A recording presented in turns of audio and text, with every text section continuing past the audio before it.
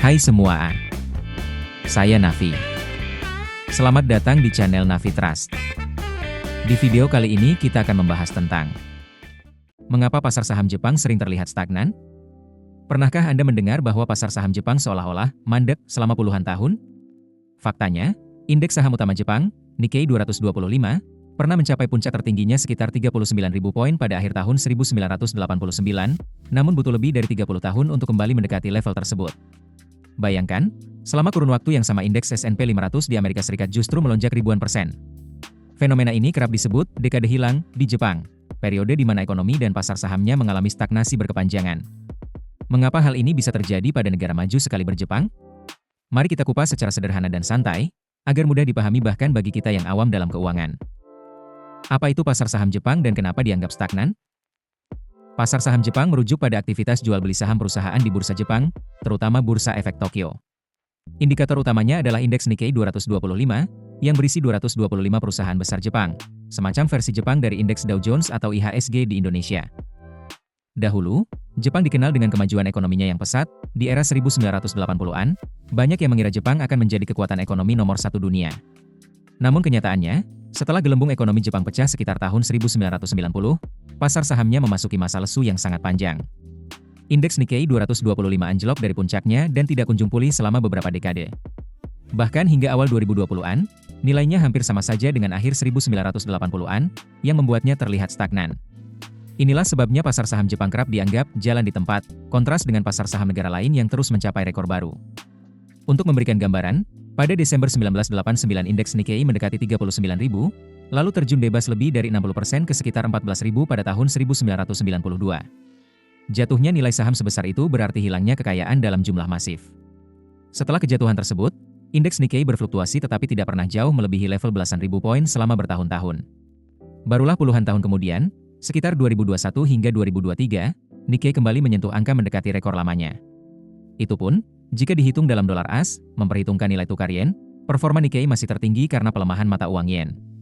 Bandingkan dengan indeks saham Amerika, S&P 500, yang terus menanjak hampir setiap dekade, jelas terlihat ada stagnasi yang unik pada pasar saham.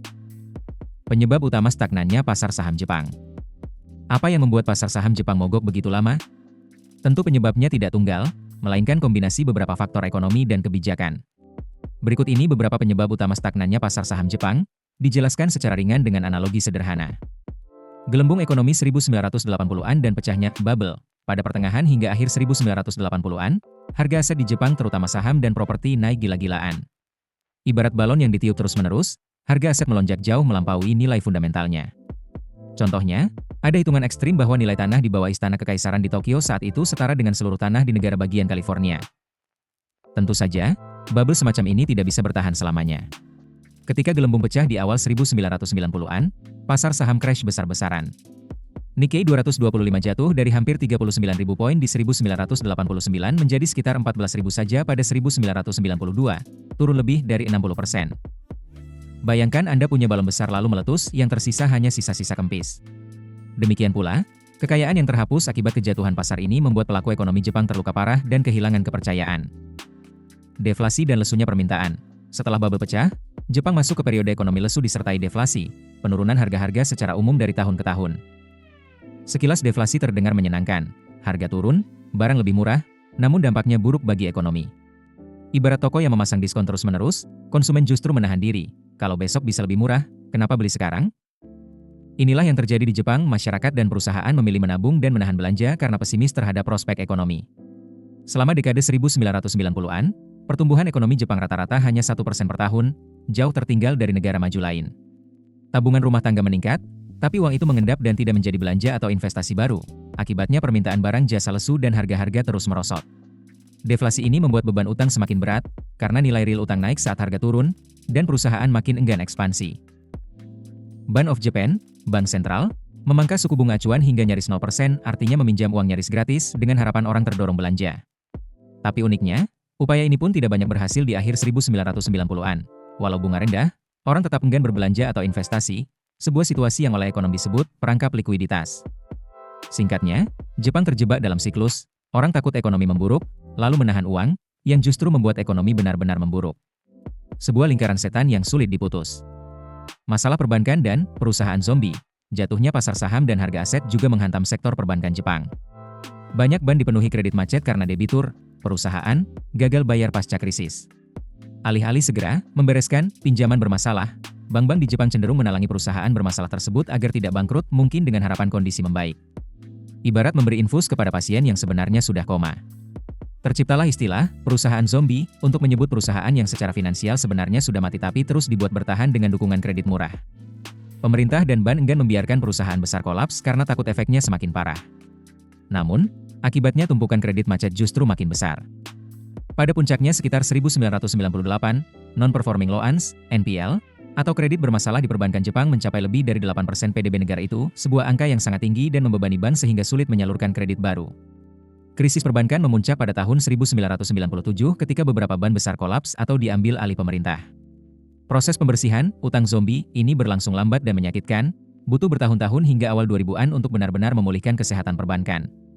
Selama periode itu, banyak bank dan perusahaan besar Jepang seperti berjalan di tempat, tidak tumbuh karena fokusnya hanya restrukturisasi utang, bukan inovasi. Efeknya ke pasar saham jelas negatif, investor enggan menanam modal di perusahaan yang stagnan dan dibebani utang. Populasi menua dan faktor demografi. Selain faktor ekonomi dan finansial, struktur demografi Jepang turut berperan dalam stagnansi jangka panjang. Jepang mengalami penuaan populasi yang sangat cepat. Sejak 1990-an, angka kelahiran menurun drastis sementara usia harapan hidup tinggi, membuat proporsi penduduk lansia terus meningkat. Pada pertengahan 1990-an, penduduk Jepang berusia 65 tahun ke atas sudah lebih dari 14% dari total populasi, dan angka itu terus membesar setiap tahun. Kini Jepang memiliki salah satu populasi tertua di dunia. Ibarat sebuah perusahaan, ketika lebih banyak karyawan senior pensiun dan lebih sedikit karyawan muda yang menggantikan, produktivitas bisa menurun. Hal serupa terjadi pada ekonomi Jepang. Tenaga kerja usia produktif menyusut, inovasi melambat, dan biaya untuk pensiun serta layanan kesehatan melonjak. Kondisi ini menekan pertumbuhan ekonomi jangka panjang. Masyarakat yang menua cenderung lebih konservatif dalam belanja dan investasi, karena bersiap pensiun, sehingga pasar domestik Jepang sulit berkembang pesat. Ini berbeda dengan negara yang populasinya masih muda dan tumbuh, di mana konsumsi dan inovasi lebih bergairah.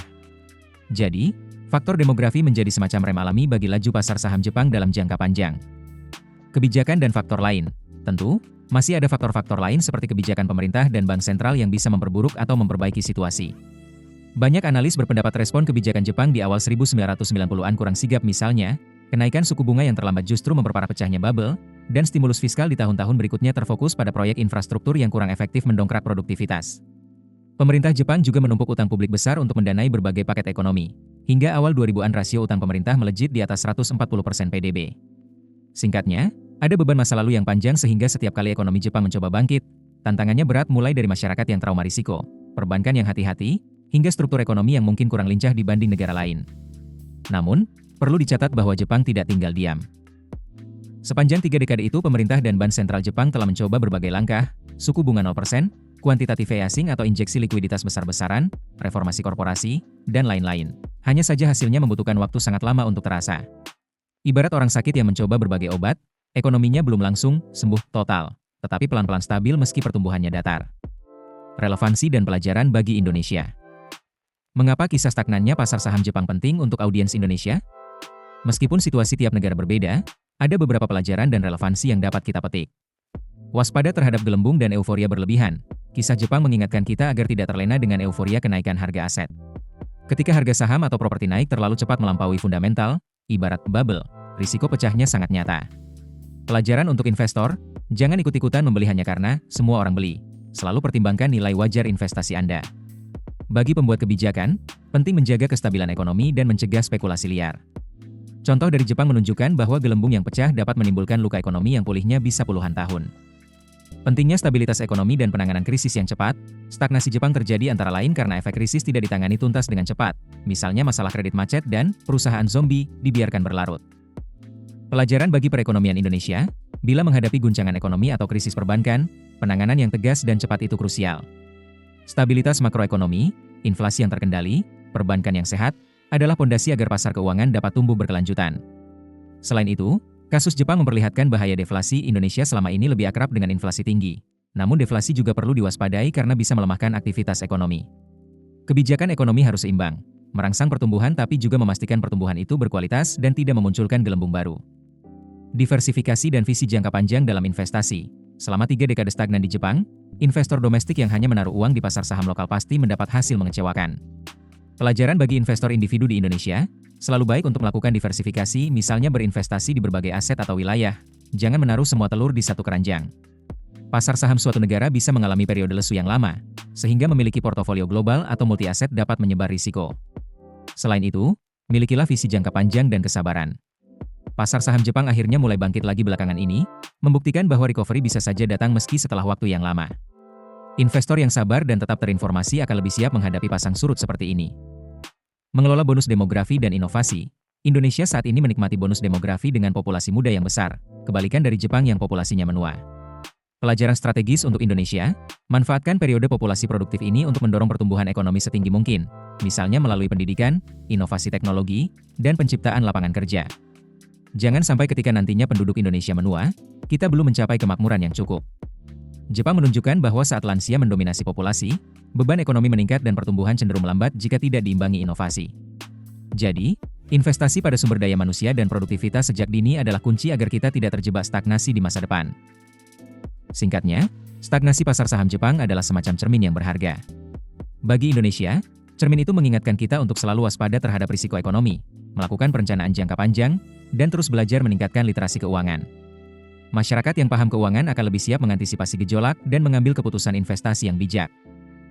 Perjalanan panjang pasar saham Jepang dari masa jaya, terpuruk, hingga perlahan bangkit kembali memberi kita pemahaman bahwa dunia investasi dan ekonomi penuh siklus serta tantangan. Bagi kita sebagai generasi muda atau fresh graduate yang mungkin baru mulai bekerja dan belajar mengatur keuangan, kisah ini adalah pengingat bahwa investasi tidak selalu untung dalam jangka pendek, dan ekonomi bisa mengalami pasang surut ekstrim. Namun, bukan berarti kita harus takut. Justru sebaliknya, mari jadikan ini motivasi untuk terus belajar tentang keuangan dan investasi. Dengan pemahaman yang lebih baik, kita bisa mengelola risiko, memanfaatkan peluang, dan tidak mudah terjebak euforia sesaat. Akhir kata, stagnannya pasar saham Jepang mengajarkan bahwa literasi keuangan itu penting. Yuk, kita sama-sama meningkatkan pengetahuan finansial kita, entah melalui membaca, berdiskusi, ataupun menonton konten edukasi seperti ini. Dengan begitu, kita dapat lebih bijak dalam mengambil keputusan ekonomi, baik untuk diri sendiri maupun untuk masa depan bangsa. Selamat belajar investasi, dan semoga kita bisa memetik hikmah dari pengalaman Jepang. Sampai jumpa di pembahasan menarik lainnya, dan teruslah berinvestasi pada pengetahuan. Oke, sekian dulu pembahasan kita kali ini.